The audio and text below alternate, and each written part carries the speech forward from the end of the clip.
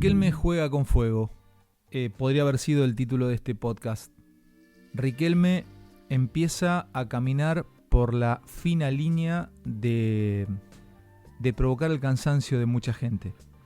Pero no de aquellos que están politizados en la grieta de redes sociales, que están jugando un lugar en la política de Boca. Estoy hablándote a vos, estoy hablándole a aquellos que están fuera de lo político en Boca, que no quieren ocupar un lugar, ni quieren estar en una agrupación, simplemente que son hinchas de Boca. Y Román juega con ese fuego, juega con ese riesgo, con ese peligro, y lo hace, les diría, tal vez pulsionalmente o inconscientemente cada vez más. Voy a tratar de dar una mirada de lo que me parece que está pasando en el mundo Boca, pero sobre todo con Román. Y voy a tratar de explicar simplemente mi postura. No tengo la verdad de nada. Saben que yo no creo en la verdad. Simplemente creo en las construcciones de una mirada de las cosas.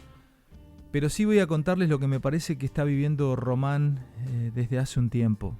Y es justamente lo que no le puede pasar a un semidios, que es caer en ibris, caer en locura, caer en soberbia, caer en esa especie de fiebre que los volvía locos antes de derrumbarlos a los dioses.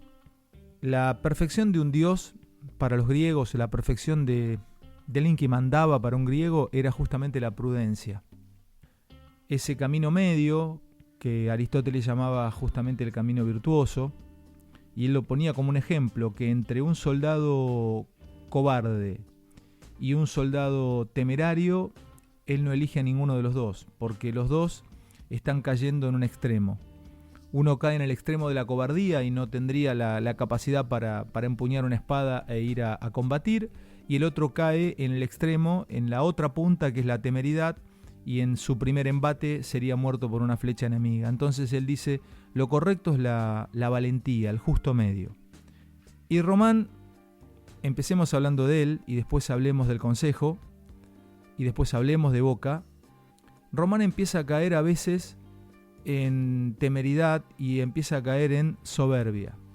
Cosa que uno debe, por lo menos yo, desde mi humilde lugar, marcarla, señalarla, no para que él tome otro camino, porque seguramente ni debe saber que existe este podcast, pero por lo menos para mostrar una postura diferente a lo que la mayoría de la prensa expresa con respecto a él y a sus conductas.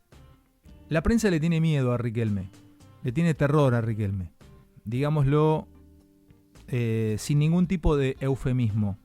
Se atragantan cuando tienen que hablar de Riquelme. En algún punto no sé si es entendible, pero es comprensible porque mucha prensa tiene que ir a la cancha, tiene que atravesar barras bravas, tiene que atravesar gente cercana a Riquelme. He tenido algunos casos de algunos colegas que le han pasado muy mal, después han venido las disculpas, pero bueno, Roberto Leto, que es un tipo que no tiene maldad. Roberto nació sin maldad. Leto es un hombre sin maldad. Además es un tipo que tiene por lo menos 35 años en el mundo Boca. Y bueno, le patearon la puerta y le fueron a pedir explicaciones. Creo que eran familiares de Román y gente cercana al consejo. Entonces, ¿qué les quiero decir esto? Si le pasó a Leto, que es un ser sin maldad, le puede pasar a cualquiera. Entonces entiendo que haya un cierto miedo de poder decir cuando se habla de Riquelme. También se confunde la prensa, y en este caso yo trato de sacar esa mirada que tengo de Román. Se confunde por lo que Román representa en el mundo Boca, porque Román en el mundo Boca logró una ruptura que ahora voy a tratar de explicar, por lo menos, o tratar de darla como mirada. Román dio un paso más allá de la idolatría o de ser un tipo amado, y se convirtió un poco en Boca. Y esto lo hace muy complicado para analizar, lo hace muy difícil, lo hace riesgoso para analizar, porque ningún jugador, y permítanme que lo diga con mucho respeto, creo que en algún punto lo logró Maradona, pero no sé si tanto como Román, logró convertirse en Boca. Entonces, cuando vos criticás a Riquelme, o cuando vos decís algo malo de Riquelme, en algún punto estás diciendo algo malo de Boca. Vamos a ponernos, por ejemplo, como punto de referencia el equipo campeón de la primera Copa Libertadores. Estamos hablando del Boca campeón frente a Cruzeiro con el penal atajado a Vanderlei por Gatti. El equipo del Toto Lorenzo, donde de pronto estaba el Chapa Suñé, donde estaba Mouso, donde estaba Feldman, bueno, donde estaba Sanabria. Cuéntenme una cosa, ¿ustedes recuerdan a esos jugadores? Y fueron los primeros ganadores de la Copa Libertadores de América para Boca. Vuelvo a preguntar, ¿ustedes los recuerdan? ¿Recuerdan lo que pasó en esa edición del 77 cuando Boca se clasificaba campeón del Metropolitano del 76 y llega a la final y termina en un partido desempate en penales en el Centenario de Montevideo? Bueno, sí, lo recuerdan porque seguramente son fanáticos de Boca. Pero ¿qué quiero decir? Que el mundo Boca ha tenido grandes ídolos, ha tenido grandes nombres. Y la historia pasa y los va tapando con un poco de arena en el olvido. Rojitas. Yo llegué a Boca y llegué en el 92, 93 y por supuesto que sabía quién era Ángel Clemente Rojas, Rojitas. El maestro Rojitas entraba a mi cabina de transmisión y yo me levantaba como una especie de respeto reverencial, entraba como una especie de titán a mi cabina. O cuando entraba el Tanque Rojas, un 9 pre-Palermo, o cuando entraba caminando, alguna vez lo he visto el Chapa Suñé y le he tendido la mano, o el Rata Ratín, pero o Novelo, o Marito Sanabria, como recién les decía. Pero claro, o sea, no tenían esto que tiene Riquelme. No eran Boca. Eran muy queridos, eran ídolos, pero no eran Boca. Y Riquelme tiene otra categoría. Yo hace un tiempo escribí una columna que me publicó Perfil, donde decía que Riquelme se había transformado en una categoría para explicar a Boca, que Riquelme era Boca y que representaba a Boca. ¿Por qué pasó eso? No lo sé. Y tal vez ustedes no compartan este sentimiento que yo sí tengo para con Riquelme. Pero ahora vamos a entrar a lo malo y vamos a entrar a la crítica. Simplemente les quiero contar qué me ocurre a mí. Tal vez alguna manera de entender esto sea a través de la teología. Y ustedes dirán, es exagerado. Pero el sentimiento religioso es un sentimiento teológico. Es un sentimiento que puede explicarse desde la teología y también puede explicarse desde la psicología. Bueno, como hombre que transita la filosofía, permítanme primero tomar la psicología. Freud sostiene que nosotros, como hombres, tenemos una especie de, entiéndanme cómo lo explico, ¿no? Así a las apuradas y rápidamente, una especie de glándula que nos permite creer, una especie de disposición a creer. Él le llama una especie de sentimiento o de capacidad de lo numinoso. Y si les interesa pueden buscar este concepto porque es muy interesante, ya que también nos hace ese sentimiento luminoso abrazar una banda de rock cuando somos adolescentes o algún ídolo de juventud, que después vas abandonando, o sea, lentamente lo vas abandonando y pones esa glándula luminosa, esa glándula que te hace creer, y digo glándula, por favor, permítanmelo como una especie de analogía, no lo dice tal cual, pero ese sentimiento luminoso de creer en algo muy grande, oceánico, Freud también habla de sentimiento oceánico, de una cosa de grandeza a tu alrededor, se lo puede tener también con un político, se lo puede tener ni hablar con un dios o con una religión o con un santo, etcétera, etcétera. Y a mí personalmente me pasa, tengo una especie de sentimiento oceánico cuando lo veo a Riquelme o cuando lo trato, aunque pocas veces lo trato. Hace unos días cambié un par de mensajes de WhatsApp con él, creo amargamente afectuosos y falsamente afectuosos, o sea, yo creo que es muy pragmática nuestra relación, tanto la de él conmigo como la de quien les habla con él, o sea, no sé si la palabra es afecto, pero bueno, o sea, creo que las cosas están claras de cómo yo hablo de él y cómo él y que lo que él piensa de mí. O sea, yo no soy amigo de Riquelme, ni tampoco quiero ser amigo de Riquelme, y creo que Román me respeta mi mirada y tampoco me atacaría porque tiene en algún punto cierto respeto profesional por mi forma de ver las cosas. Sabe que jamás me metería con una cuestión personal, ni jamás lo atacaría a él como persona. Simplemente hago una descripción de lo que yo veo, de lo que él genera a su alrededor. Es una descripción, les diría, técnica, teológica, si se pudiese explicar, de lo que él representa como una especie de Dios en Boca. Pero sí, me hago cargo, y lo digo abiertamente en mi podcast, de tener una especie de sentimiento luminoso o de sentimiento oceánico cuando me aparece ese nombre, Riquelme.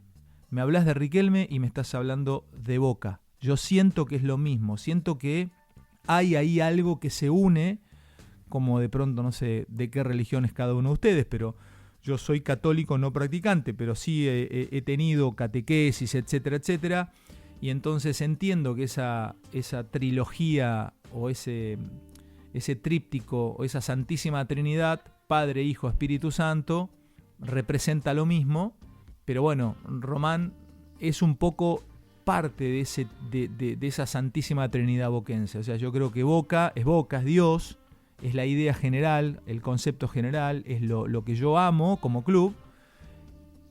También, por supuesto, la camiseta, el escudo, el alma, como hablábamos el otro día. Pero después ahí en ese trío, les diría, y me entra Riquelme. Yo tengo una cosa que no quiero ofender a nadie, algún maradoniano que esté escuchando este podcast, pero yo siento cosas muy por encima de lo que sentía por Maradona en Boca con Riquelme. Muy por encima. O sea, no me genera realmente cosas muy fuertes. Pero no quita que pueda decir lo que está mal. Criticar a un dios, y no quiero poner la palabra dios, pero criticar a un dios griego, vamos a llamarlo de esta manera, Riquelme. Riquelme es un dios griego. Los dioses griegos caminaban entre nosotros, entre los hombres. Y además los dioses griegos no te obligaban a hacer nada. Después te castigaban, Si hacías algo que estaba fuera de su lugar, te castigaban. Fíjense lo que le pasó a Odiseo. Poseidón, enojado con él, lo tuvo 10 años dando vueltas por todos lados para volver a Ítaca. Te castigaban. Sísifo fue castigado. Prometeo fue castigado, fue encadenado. Y le comían, un águila le comía sus vísceras y le volvían a crecer y se las volvía a comer. Todos castigos horrendos de dioses, pero dioses que caminaban entre nosotros. O sea, estaban aquí. Palas Atenea caminaba entre los mortales.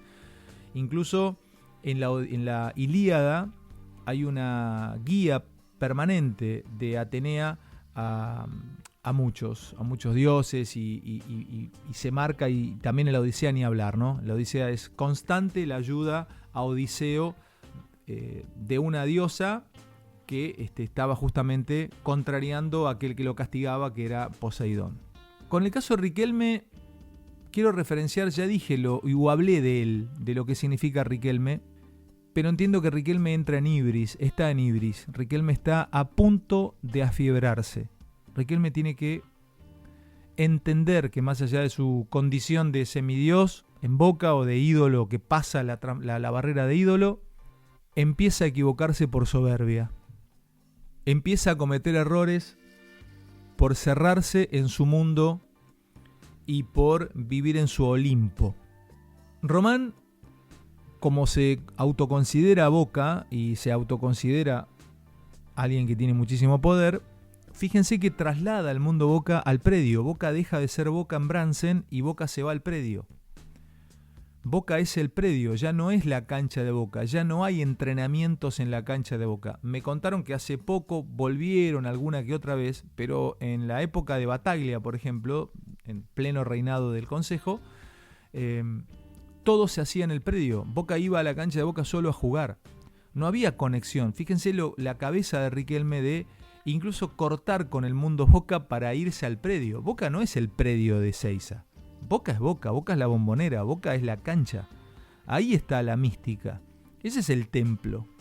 Pero bueno, son cuestiones que Román, empezando a afiebrarse, decide y banca con el Consejo. Pasemos al tema del Consejo ahora. Y cierro después con una pequeña referencia a lo que es Riquelme y su cólera. Hay un libro que también fue hecho película, que se llama Desde el Jardín, de Henry Kosinski, y es un libro que refiere al Consejo de Boca. Se puede aplicar perfectamente al Consejo de Boca, y se los describo y se los refiero. Resulta que había una casa que tenía un jardinero, que se llamaba Chance. El jardinero nunca había salido a la calle. La casa era de un anciano que se enferma y el jardinero vivía cuidando las plantas en el jardín. El dueño de la casa se muere. El jardinero había sido adoptado cuando era muy chiquitito, se le había muerto la mamá cuando lo dio a luz, el padre no lo había reconocido y vivía solo, y lo adopta el anciano, que ya era grande, ¿no? Cuando lo adopta en la casa un anciano millonario, solitario, y el jardinero Chance vivía en el jardín y su vida había transcurrido en el jardín. No salió nunca de la casa, no sabía lo que era la calle, jamás. Había un muro y estaba el jardín, él veía cómo crecían las plantas, él las regaba, las cuidaba, cortaba las flores, etc. La única conexión con la realidad era la televisión. El jardinero tenía en su habitación un aparato de televisión y veía la tele, o sea, veía novelas, veía noticieros, pero él nunca había salido, nunca había probado lo que era la relación humana con otra gente, salvo con una señora, con una criada que tenía el dueño de la casa viviendo también allí. El dueño de la casa se muere y aparece la gente de la sucesión, aparecen unos abogados, le piden los papeles, el comprobante de sueldo al jardinero. El jardinero les dice, no, miren, yo no tengo nada, dice, yo vivo acá desde muy chiquitito. Bueno, entonces le empiezan a pedir, aunque sea un carnet de conducir, una tarjeta de crédito, algo que les justificara que era quien decía que era, porque no tenía un solo papel. Entonces el jardinero les vuelve a explicar y les dice, miren, yo no tengo nada, viví acá desde que nací, me adoptó el señor que ha muerto. Bueno, ¿cómo termina? Lo echan de la casa porque no tenía un solo papel, o sea, no tenía más que experiencia en el jardín, era un jardinero. Sale a la calle con la valija, el tipo nunca había atravesado el muro, y esto empiezo a referenciarlo para con el Negro Ibarra, con el Patrón Bermúdez, con Cassini y hasta con Chicho Serna y todo el Consejo. Y perdón que es una persona a la cual quiero y aprecio como Tito Pompey o el Tano Gracián, que vive acá a 5 casas de la mía, pero son el jardinero. Porque les cuento qué pasa ahora con el jardinero que sale a la calle. El jardinero desde el jardín de Kosinski tiene un accidente, lo choca una señora. La señora se siente muy mal por haberlo chocado y lo lleva a vivir a su casa, la casa de la señora. La señora era la esposa de un importante industrial norteamericano, también enfermo y viejo. El industrial lo conoce al jardinero, se ponen a hablar y el jardinero le da 2 miradas sobre el jardín y les dice que el jardín, así como en primavera renace, en invierno muere y vuelve a renacer a la siguiente primavera. La cadena de casualidades se da cuando el presidente de los Estados Unidos llega a la casa que lo tenía, en este caso al jardinero convaleciente, y en una charla que tienen el dueño de la casa, que era un importante empresario, amigo del presidente de los Estados Unidos, lo presentan al presidente de los Estados Unidos con el jardinero. Lo presentan y se ponen a hablar y el presidente de los Estados Unidos le dice al jardinero, ¿y usted cómo ve el país? Porque el país estaba muy mal en ese momento. Y el jardinero le dice, no, dice, yo lo único que le puedo decir es que en todo jardín, en el invierno las flores marchitan y mueren, pero en la primavera vuelven a nacer.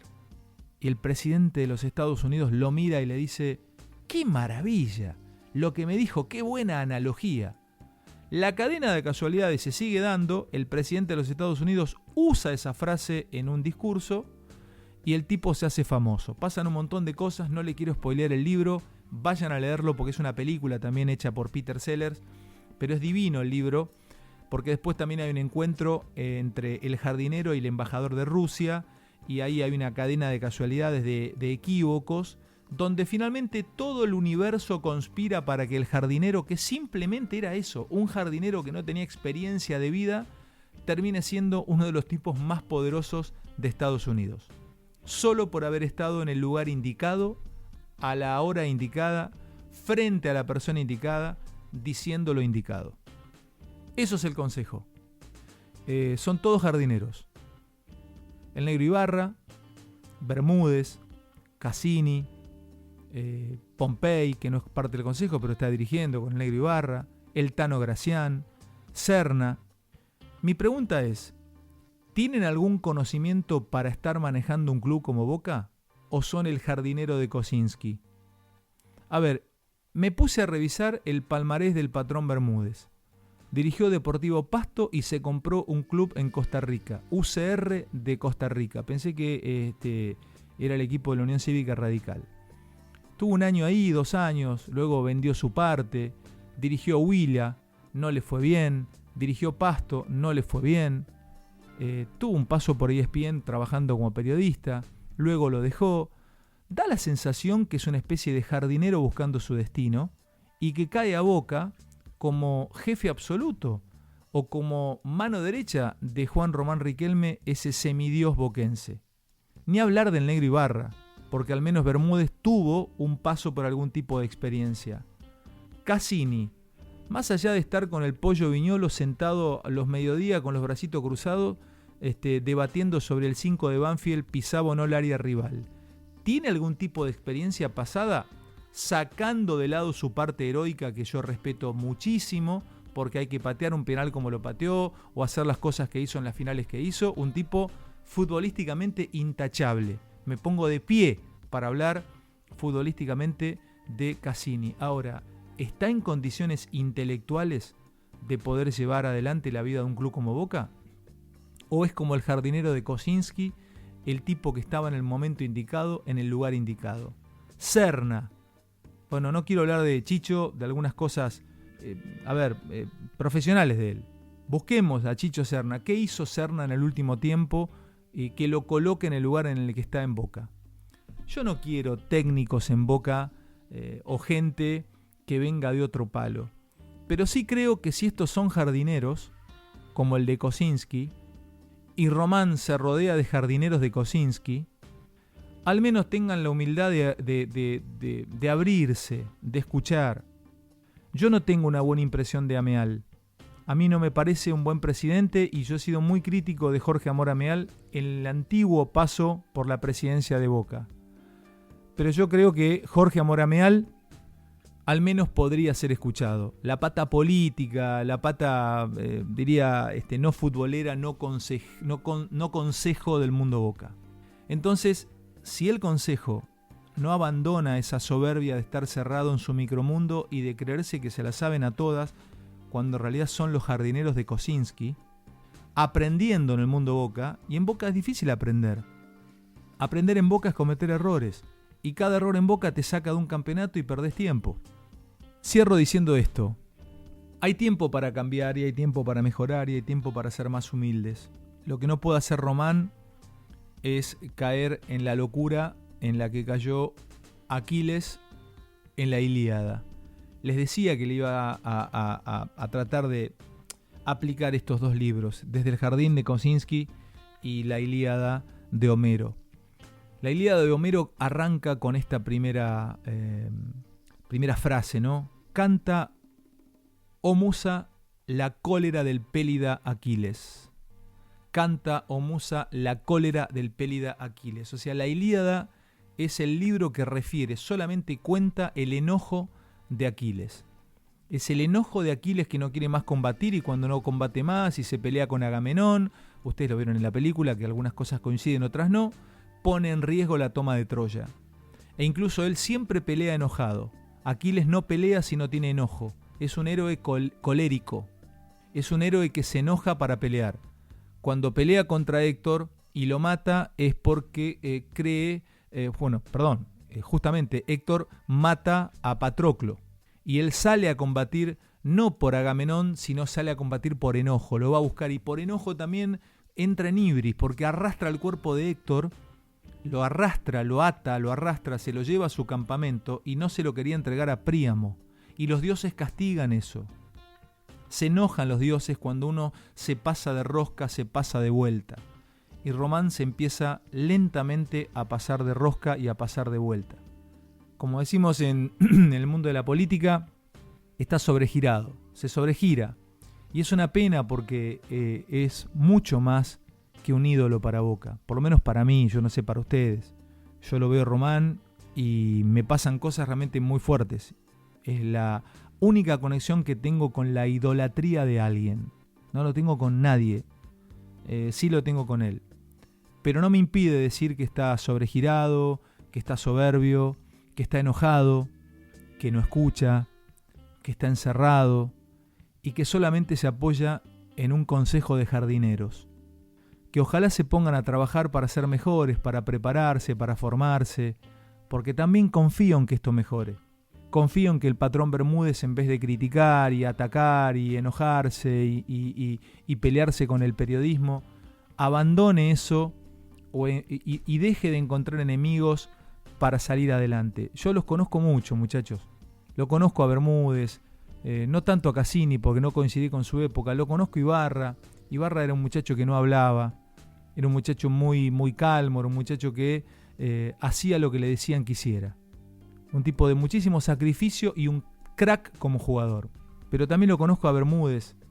Recuerdo la noche de las camisetas donde estaba pintado Salvestrini y Botón. Siempre necesitaron vivir en pólemos, siempre necesitaron vivir en guerra. No pueden vivir si no tienen alguien al quien enfrentarse, no pueden. Y no está bueno eso porque nos arrastra a todos en el mundo Boca. Me arrastra a mí que soy socio y que soy hincha. Yo no quiero que mi club viva en guerra. El héroe colérico, que es Román, nuestro ídolo colérico, que es Román, tuvo enfrentamientos con el palco oficial de Macri, Manuel Pellegrini, Van Gaal, Palermo, el Tanque Silva, Walter Erviti, Julio César Falcioni, y me faltan algunos más. Ahora con Bataglia. Entonces, la comisión directiva. Hay un momento en donde, muchachos, ya no es el mundo que conspira contra ustedes. Es que ustedes deberían empezar a entrar un poquitito más en esta cosa de calma. Boca necesita calma. Boca no puede vivir en pólemos, no puede vivir en enfrentamiento. Boca es un mundo muy particular. Boca es Boca y Boca es la cancha. Boca no es el predio. Boca no es un consejo que define y decide como si fuese de ellos. Porque si no le va bien y se tienen que ir en algún momento, como todo es así, porque hay un ciclo básico vital de las cosas, ¿dónde va a terminar Bermúdez? Terminará dirigiendo Deportivo Mandillú de Cali. ¿Y el Negro Ibarra dónde terminará? Terminará, ojalá sea campeón de América, ojalá que se quede o quien venga y que le vaya bien, porque yo quiero lo mejor para Boca, pero tienen que entender que no es de ellos el club. El único que podría dar un paso más allá es el propio Riquelme, que tiene algo de club, es un poco Boca, pero el resto, muchachos, un poco más de humildad, es mi mirada, ¿no? Un poco más de calma, dejar de pelearse permanentemente con todo aquel que opine diferente. Y cierro diciéndoles que a mí poco me importa que alguien se me enoje. No necesito de esta relación para poder vivir periodísticamente. Podría vivir con un silencio enorme de parte de todo el mundo, diría, futbolístico deportivo. No lo necesito porque mis historias pasan por otro lado, mis búsquedas pasan por otro lado. Para mí es una gran nota el Laucha Garate, que tiene una roticería en Santa Fe. Para mí es nota el turco Usef Ali. Para mí son nota los olvidados, aquellos que tienen ganas de hablar, el Rolly Escudero. Para mí es nota Claudio Benetti. Para mí son nota todos. Entonces, si no me da una nota o no habla conmigo o se enoja conmigo uno de los jardineros del consejo o el propio Román, no me cambia la vida. Entonces me permito decir estas cosas y ojalá que cambie ese clima en Boca. No hay cosa peor que ir a trabajar sin ganas. No hay cosa peor que ir a laburar sintiendo que te tratan mal y sintiendo que están todos con cara de traste y sintiendo que cualquier cosa que hagas puede costarte el puesto. Es difícil, Boca enloquece, Boca marea. Es extraño que los esté mareando a los jardineros del consejo porque ya estuvieron en esta calecita o en esta montaña rusa y saben qué hay que tomar, qué Dramamine hay que tomar para no marearse. Pero un poco más de calma, Román. Un poco más de calma al consejo, un poquitito más de humildad. Sos un semidios. Los dioses como vos, los héroes como vos, merecen darnos tranquilidad a los mortales. No te podés pelear con nosotros. Es desigual la lucha. Vos sos un semidios o un tipo que pertenece, diría, a la esencia de Boca. Vos sos Boca. Es injusto que lo hagas. Es injusto que lo dejes cocinando papas fritas a Meal en Bransen. Tenés que unirlo, tenés que traerlo, tenés que escucharlo. Todo termina mal. Pergolini se fue enojado, Ameal no responde, la comisión directiva no existe. Bueno, Román, es momento de actuar como un dios. Y los dioses se preocupan por su gente. Los jardineros, a regar las plantas.